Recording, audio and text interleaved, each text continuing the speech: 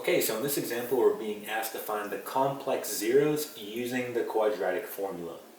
So again, we have the quadratic formula written right here, and then we have our quadratic. So if our zeros end up being complex or imaginary, again, that just tells us that this is not going to be crossing the x-axis, okay?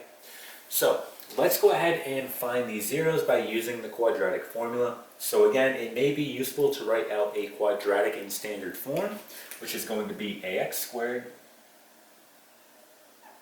plus bx plus c. Okay, so we know that this is going to be my a, this is my b, and this is my c. And again, we're just going to plug it right into the quadratic formula.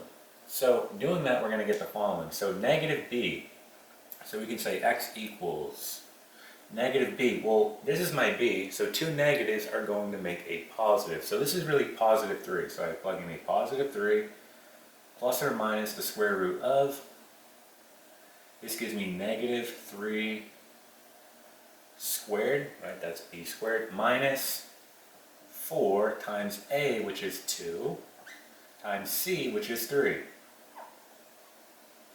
Okay, all over 2 times a, so that's 2 times 2. Okay, so at this point we want to go ahead and clean up what we have underneath the square root. So let's go ahead and do that. And we're simply just going to plug this into our calculator. So when we plug this in, we get the following. We get x equals 3 plus or minus the square root of. And when we do this underneath our square root, we're going to get negative 15. Okay. This is all going to be over 4. Again, 2 times 2 is 4. Alright, so you can see that I have a negative underneath the square root. So we know that when we see a negative underneath the square root, we simply just pull out an I.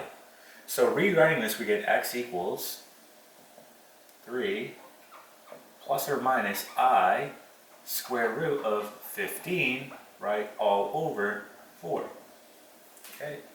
And technically, you're done with this problem. You can leave it just like this.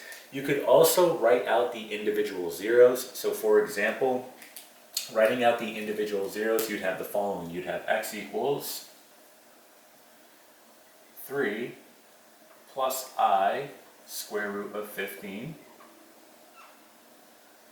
all over 4. And then you'd have x equals 3 minus I square root of 15 all over 4. Okay, so that's another option to write this. So again, you could write your final answer like this, right? Or you could also just leave it in this form here. Either way is going to be fine. So that's how you find the complex zeros of the quadratic using the quadratic formula. Okay, and that is it.